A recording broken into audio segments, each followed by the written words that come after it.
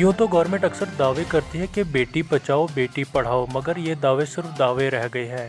कहीं ना कहीं से कोई ना कोई खबर अक्सर सुनने को मिलती है कि बच्चियों या औरतों पर अत्याचार हो रहे हैं। ना जाने कौन सी दुनिया में गवर्नमेंट के दावों का असर हो रहा है। जब किसी की बेटी या बहन मारी जाती है तो उस परिवार के दिल पर क्या गुजरती है ये वही जानते हैं। इसी तरह से आज फिर से बिलावर के ढालता पंचायत की बेटी आशु के हत्यारे को फांसी की सजा की मांग करते हुए नौजवान लड़के लड़कियों ने कैंडल मार्च निकाला और आवाम को ऐसी होने वाली हत्याओं से जागरूक करवाया और कहा कि कानून अपना काम कर रहा है, मगर आवाम को भी इंसाफ की जंग को लेकर सामने आना चाहिए। सोशल एक्टिविस्ट संजीव जी की सदारत में ये जुलूस पेट्रोल पंप से पैदल मार्च करके फिंतर चौक पर आकर खत्म हुआ।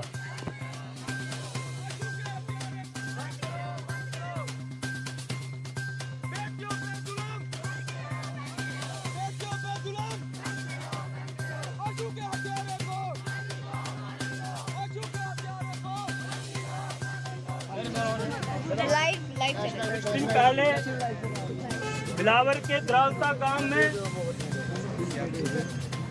बहन आशु शर्मा का बड़ा ही निर्मम हत्या की गई, बड़ा ही जघन्य अपराध किया गया।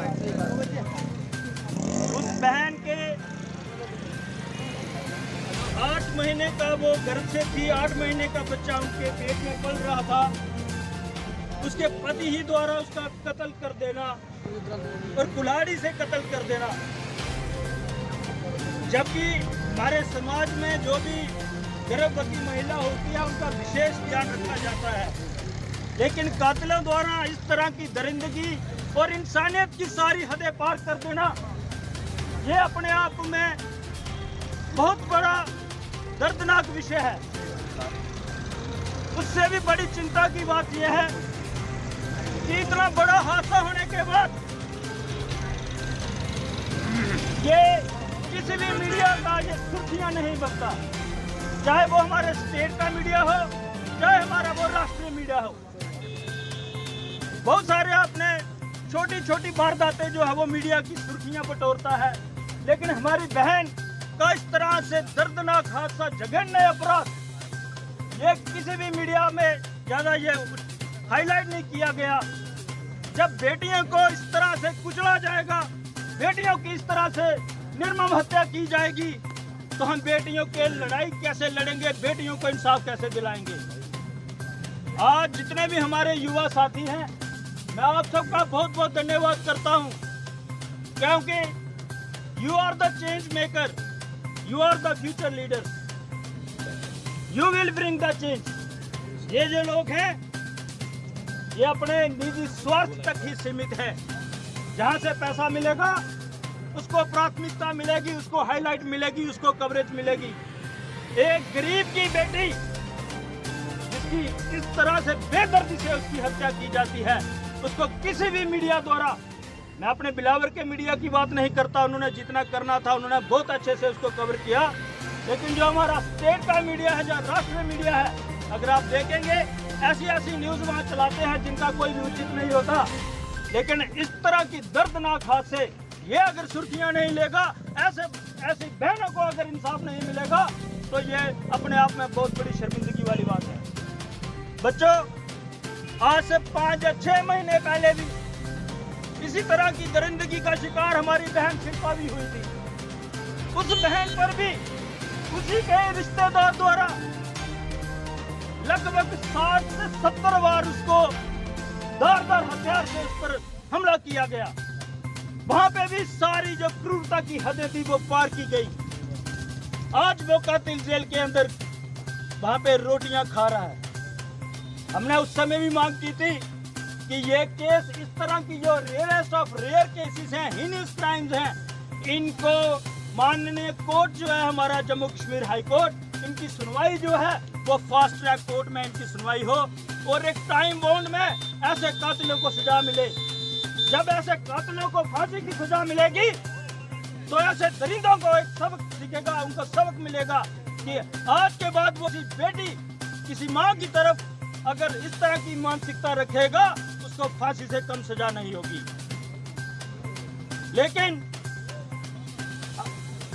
आज ये दोबारा एक रीऑकरेंस हुई है 6 महीने के अंदर ही हमारे इसी क्षेत्र में दोबारा एक बहन को कत्ल कर दिया जाता है। राहत की बात यह है कि उस कातिल को पुलिस द्वारा अरेस्ट कर लिया गया है। जो हमारी मांग थी उस दिन भी हमने बोला था कि एक SIT का गठन किया जाए, एक स्पेशल इन्वेस्टिगेशन टीम जो कॉम्पिटेंट ऑफिसर्स हो, जिसमें वो इस केस की तह तक जाएं, इसको इन्वेस्टिगेट करें कि इस तरह के हीनियस, इस तरह के रेयरेस्ट ऑफ रेयर क्राइम्स हमारे क्षेत्र में क्यों हो रहे हैं। लेकिन कानून अपना काम करेगा बच्चों। ये आपको मैं बताना चाहता हूँ कि आज का ये जो हम कर रहे हैं ये हमने क्यों किया है।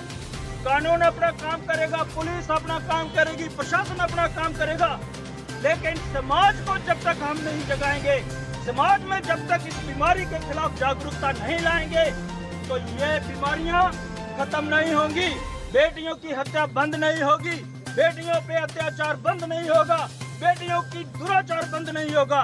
इसलिए आज जितने भी आप पढ़े लिखे युवा साथी यहाँ पे आए हैं, आपका ये बहुत बड़ा कर्तव्य बनता है, हम लोग एक अपनी सौगंध लें कि हम किसी भी बिटिया के खिलाफ, ना ही किसी बिटिया के खिलाफ हम किसी तरह का अन्याय, किसी तरह का वायलेंस होने देंगे, ना ही हम टॉलरेट करेंगे। केंद्र में जो हमारा महिला आयोग है, मेरा उनसे निवेदन है कि इस तरह के जो कत्ल हो रहे हैं बहनों के, इनका संज्ञान लिया जाए। इस तरह की जो दर्दनाक जघन्य अपराध हुआ है बिलावर में, इसका संज्ञान ले और जो हमारी जो बहन है उसको इंसाफ मिले, वो भी मंजूर नहीं है। आज हम सब मिलकर यहाँ पे उस बहन के लिए 2 मिनट का मौन रखेंगे, भगवान के आगे प्रार्थना करेंगे कि भगवान उनको अपने श्री चरणों में स्थान दें। कुछ नहीं होता है, क्यों? क्योंकि अगर उनकी हाई पोस्ट है, अगर वो ज्यादा कहीं लीक रखते हैं, तो क्या होता है कि करते हैं बात उनसे, तो क्या होता है कि वो जो केस है वो वहीं का वहीं स्टॉप हो जाता है। थोड़ी देर के लिए सामने आता है कि नहीं उसको इस तरह से हुआ, इस तरह से हुआ। आपकी बात बिल्कुल सही है। मैं एक चीज और बताऊं आपको कि जब समाज ठान लेता है, जब खासकर युवा अगर ठान लें, तो कानून भी अपना काम जो है पूरा मुस्तैदी के साथ करता है। आपको याद होगा दिल्ली नहीं मिलेगा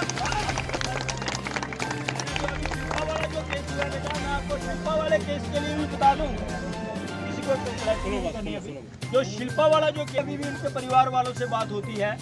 अभी हम उसको, जो हमारा माननीय उच्च न्यायालय है जम्मू कश्मीर, हम उसमें एक PIL लगाएंगे कि ये जो केस इसको फास्ट ट्रैक कोर्ट में लें, इसकी सुनवाई ऑन रेगुलर बेसिस हो, ना कि इसको डिले किया जाए, ताकि जस्टिस डिलेड जस्टिस डिनाइड, जितना डिले होगा तो जस्टिस उतना ही डिनाई किया जाएगा। इसलिए हम चाहते हैं उसमें भी, वो हमने मांग भी की है। मैंने अपने जो मेरे दोस्त हैं, हमारे वकील हैं अच्छे, उनसे हम चर्चा में हैं और आप निश्चिंत रहिए। लेकिन कानून, मैं फिर वही कहूँगा, कानून अपना काम करता रहेगा, कानून पे हमें पूरा विश्वास है।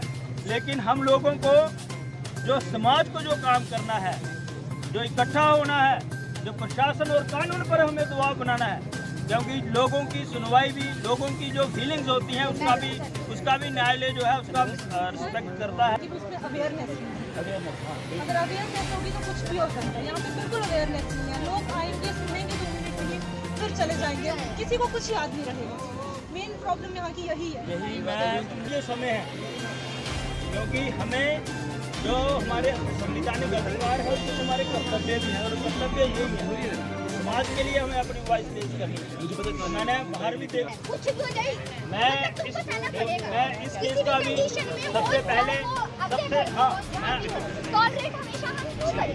क्यों? अगर ये कानून हमारे लिए बनाया कि हम इस तरह के घर पहुंचे, वही कानून अपने बेटों के लिए